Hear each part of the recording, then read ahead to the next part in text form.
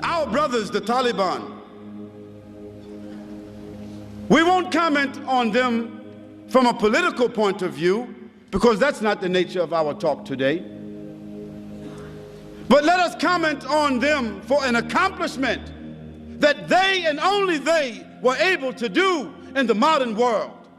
In the modern world between America, Great Britain, China, Russia, Germany, France, Japan, Italy. Between the major countries in the world, the drug trafficking is a business and an industry of over $78 billion a year. $78 billion a year. Can you imagine what kind of industry it is? And can you imagine the tragedy, the disparagement, the disease that drugs have brought in the modern world as a result of this industry? Yet, all of these sophisticated countries have found no solution for the drug problem. In fact, they have chosen to benefit, profit, and regulate the drug traffic because they are unable to stop it. Yet, consider this. The Taliban in Afghanistan became an official government after the defeat of the Russians. And at that time, Afghanistan was the major theater, corridor in the world for drugs. 61% of all of the heroin of the world was produced between Afghanistan and China. And the Russian gangsters, criminals, were the ones that controlled this industry. Part of the war of Afghanistan had to do with drugs. Not oil, not gas, but drugs. When the government of Russia was defeated and pushed out of Afghanistan, Afghanistan became immersed in civil war. We know that, isn't it? Civil war.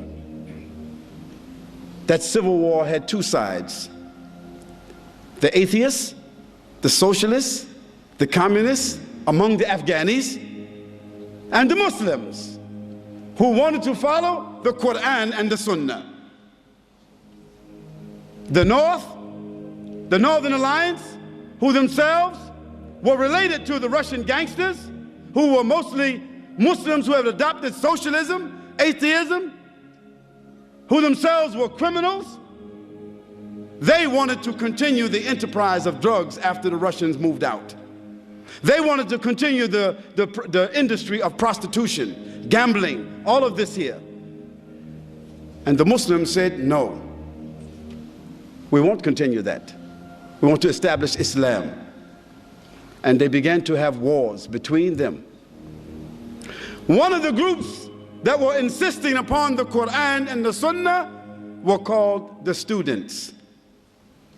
In the Arabic language, the students is Talib or Taliban. And on one occasion, those atheists, socialists, communist Afghanis, those criminal Afghanis, they entered some villages and they raped the women. And some of those women escaped. And they ran to seek protection with those students. And those students, they sought to get a fatwa from their shuyukh. What should we do about these Muslims who did this act? Those scholars said they should be punished. They are criminals, and the hukum is to find them and kill them as criminals. Those students then took their weapons and gathered themselves together as a group and called themselves the Taliban, and they began to seek the honor of those women who were raped. And they went from village to village, town to town, until in a 2-year period of time they conquered all of Afghanistan. 2 years, they conquered all of Afghanistan except only 19%. 80% of Afghanistan they conquered in 2 years. Who were they? They did not have sophistication. They were walking, riding donkeys and horses, fighting on foot, fighting for the honor of their women, for the honor of their country, for the honor of Islam. And in 2 years' time, they subdued the entire country. Of course, they were not sophisticated in their knowledge. They did not have universities. They did not have institutions. Even in most of Afghanistan, there was not a standing hospital. But they established what they called the Islamic Emirate of Afghanistan. The only standing Islamic emirate in the world at that time. Yes, they were ragtag. They were not sophisticated. But they had honor and love for Allah subhanahu wa ta'ala inside their hearts. And we don't know, as Muslims, we don't know any connection with the Taliban to September the 11th. Let's be clear about that. We don't know, we don't have any evidence or any proof that they had any connection to that, except that they would not give up their brother, Osama bin Laden. We don't make any comments about what happened because we don't know. But we don't indict people without evidence. And we certainly don't indict a country because someone is living there whom someone else feels is indicted. But let me get back to the issue. Afghanistan came under the rule of the Taliban, and they were faced with a challenge. What are they going to do with the drug industry which they found in Afghanistan? The Taliban made a decision.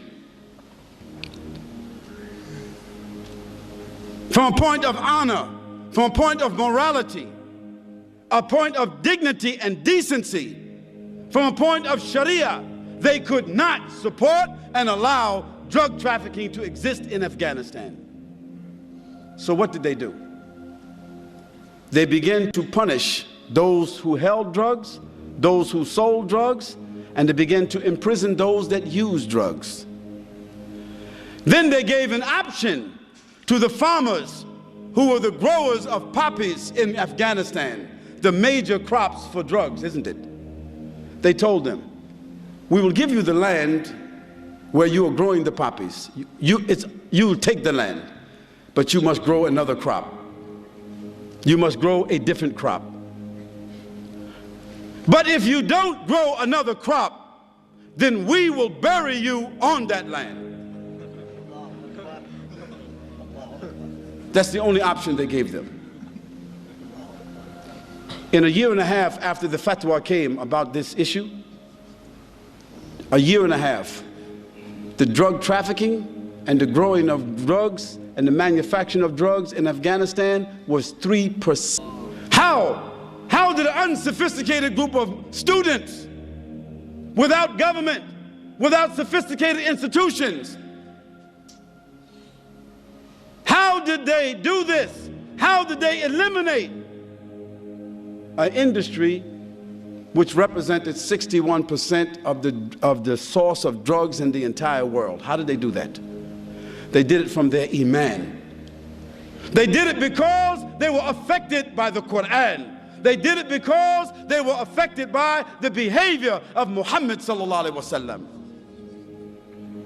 And this is why I say, as an example, that Islam and only Islam has the properties by which to affect the human being's consciousness, to design and regulate his morals, and even to regulate governments, so that even governments themselves are forced to adhere to rules of decency and dignity.